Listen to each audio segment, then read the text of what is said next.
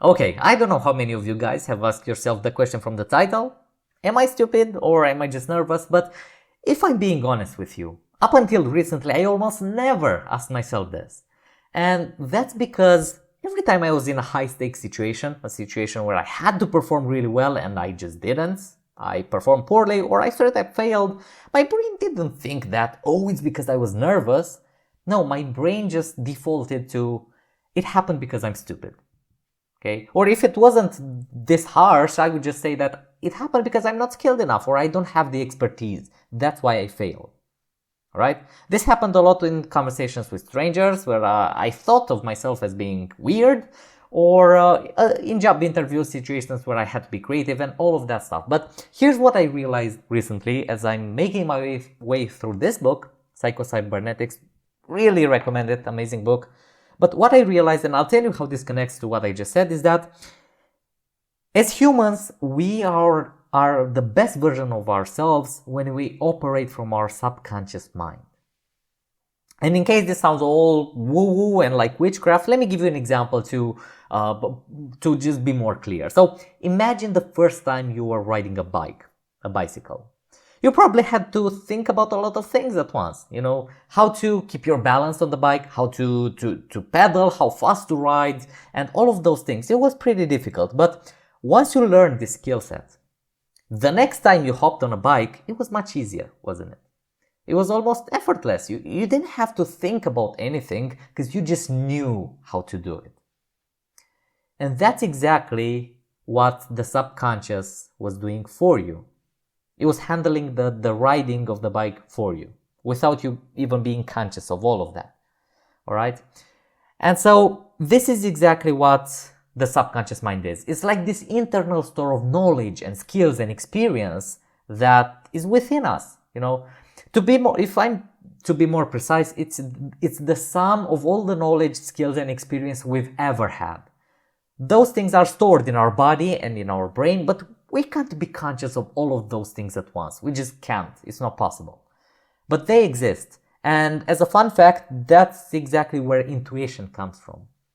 When you want to make a decision or when you're judging a certain situation and you have this gut feeling that it should be a certain way, that's your subconscious communicating something that is congruent with all the other experiences you've had, but which you're not conscious of in that moment.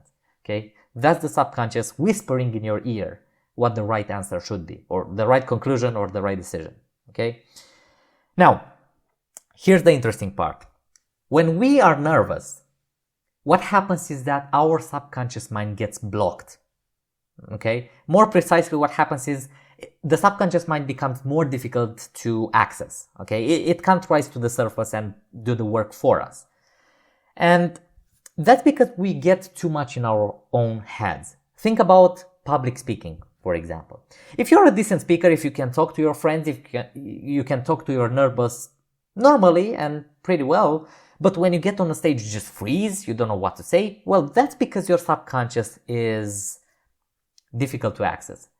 If we are in our own heads, we're thinking about what we should say on stage, how we should say it, what we should do with our bodies, like our body language and all of that stuff. If we're aware of too many things at once, consciously aware of them, then of course we can't get access to the skills and the expertise, the knowledge that is stored within us and that would just do the performance in our place. Okay? Think about like the subconscious mind being a computer who's obviously capable of doing a lot of things. Computers are pretty cool. And the conscious mind being the person who's using the computer. Okay? If the conscious mind is too engaged, too hyperactive, that is like the user being too excited and being, just clicking around everywhere, not knowing which program to open or which inputs to put. It's like the conscious mind doesn't allow the subconscious to operate. Just like the user doesn't let the computer do its thing. It doesn't let the computer do the task or do the calculation or whatever. It just messes up with it by not letting it perform. And that's why a lot of the times when we perform worse in a situation, we don't live up to the expectations that we had of ourselves or that the other people had. It's not always because we lack the skill or the expertise. Many times it's just because we didn't allow our full potential to come to surface. We were too nervous, too in our heads, and we didn't trust our internal skills, okay, the skills that are embedded within us. Now, of course, I have to make this mention. If you, let's say, you don't know how to solve an equation in math, then it really doesn't matter how nervous you are or how chill you are, you're still not going to know how to solve it. Okay, that information has never entered your brain, so you can't use it because it's not there.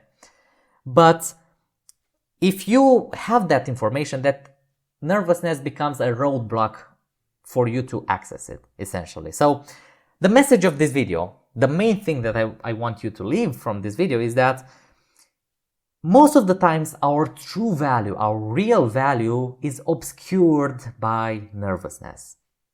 Okay? It's not that we're not good enough, it's that we can't access the good parts in ourselves that already exist within us. And yeah, that's the reason most of the times. It's just the nervousness. And if you're wondering, okay, Robert, but you're telling me all of this, but how can I even control nervousness? Because it's just a reaction that just happens. I can't control it.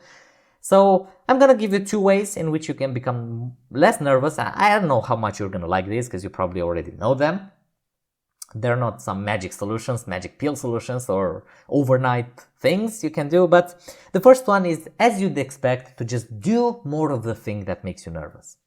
The more you do it, the less threatening it will seem, and the easier it will be for you to do it without too much pressure. Okay, that's just the first one. But the second one is to do things that are even scarier than the first one. Okay, it's just like in the gym. If you go in the gym and you use heavier weights, you use, let's say, the 30-kilogram dumbbells, and you work with them a little bit, then you come back to the 25-kilogram dumbbells, they feel easy, they feel light. Okay, it's not as hard as it would have been before stepping up the weight. So yeah, that's pretty much it. I hope you found some value in this video. Remember, we don't always have to work on the technical skills, on the actual expertise of doing a thing or a task.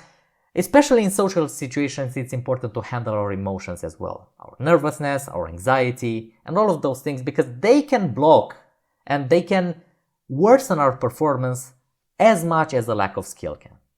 All right? So hope you found this video helpful, and we're gonna see each other into the next one. Until next time.